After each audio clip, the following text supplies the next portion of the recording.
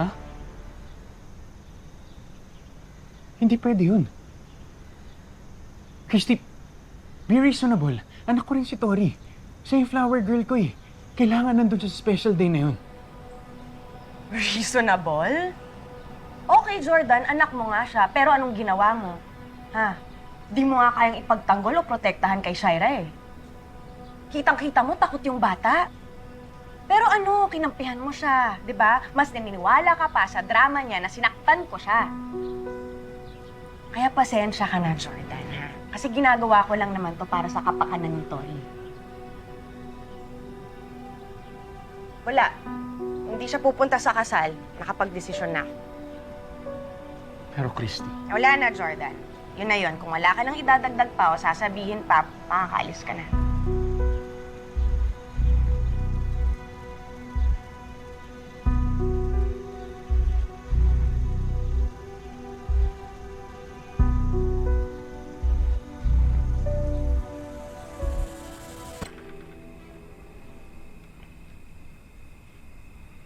Han?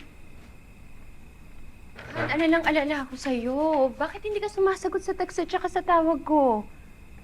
Ba't nakainom ka? Are you okay? Huh? Is everything alright? pinuntahan ko si Christy kanina eh.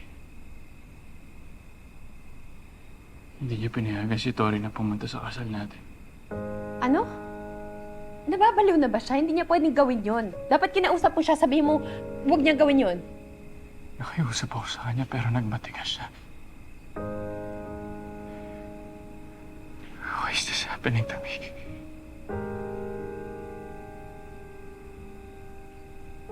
Gusto ko lang naman maging kompleto, maging masaya yung kasal ko.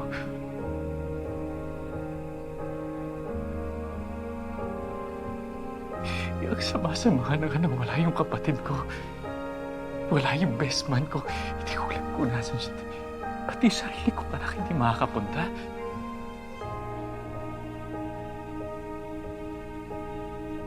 I want her to be there. I want my daughter to be there para makumpleto yung happiness ko. Hindi ko ikipasya ito.